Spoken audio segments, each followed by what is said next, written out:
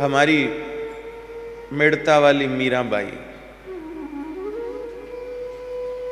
मेड़ता पुष्कर राज के समीप ही है। जितने भी संत पुष्कर राज जाते थे वो मेड़ता होके ही जाते थे, क्योंकि वहां मीराबाई का दर्शन होता था।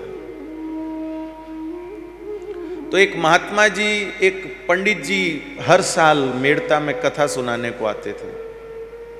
हर साल आते थे कथा सुनाने को। सब लोग कथा सुनते थे। चार भुजानाथ जी के मंदिर में कथा होती थी।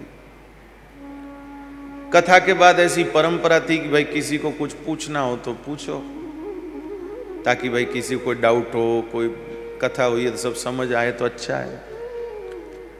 लेकिन भैया लोग तो बेचारे सुन के इतने थक जाते थे कि अब पूछ के कहाँ परेशान हो। इसलिए कहते ना महाराज बहुत बढ़िया कथा, सब समझ में आ गई, इतनी सरल बाची, ओ हो। हालांकि बात अगर पूछी जाए तो एक भी ना बता पाएंगे। तो कथा में मीराबाई अपने दादाजी के साथ बैठ के सुन रही थी, बहुत छोटी सी कन्या। पंडित जी ने कथा विराम करके कहा भाई किसी को कुछ पूछना हो तो पूछो। गांव वालों ने कहा ना महाराज बहुत बढ़िया सुनाई, आपके तो मुंह से ज्ञान टपकता है और सब ज्ञान हमने ले लिया, कोई सब बहुत बढ़िया। इतने में मीराबाई ने अपने दादाजी के अंगरखे को खींचा। बाबोसा मारे की पूछना है। दादाजी दंग रह गए कि इतना मोटा मोटा कहीं नहीं पूछे, तू टेचरी कहीं पूछी। मीराबाई ने कहा बाबू साहब मारे की पूछ लो, चल पूछते हैं पंडित जी से। राव दूधा जी ने पंडित जी को कहा पंडित जी ये मेरी पोती आपसे कुछ पूछना चाहती है। तो पंडित जी ऊपर देखने लगे, कहाँ है? दूधा जी ने कहा बाप जी नीचे है। पंडित जी ने कहा इतनी छोटी सी कन्या क्या पूछेगी, इतनी छोटी सी कन्या क्या पूछेगी?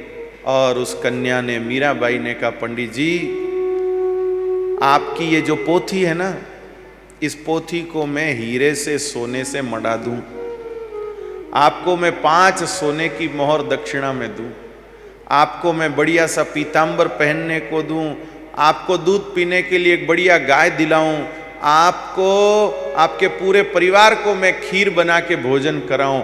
लेकिन हे पंडित जी बस इतनी कृपा करिए, इतने दिन जिस भगवान की आपने कथा सुनाई है वो भगवान मुझे कब मिलेंगे ये बता दीजिए, वो भगवान मुझे कब मिलेंगे? कृपानाथ पंडित जी का हृदय भर आया। बोले 50 साल से कथा सुना रहा हूं, मेरे खुद के मन में नहीं आई कि जिसकी कथा सुना रहा हूं वो मुझे कब मिलेंगे। यात्रा का सबसे सुंदर पड़ाव यही है जब हमारे चित्त में उत्सुकता बढ़े।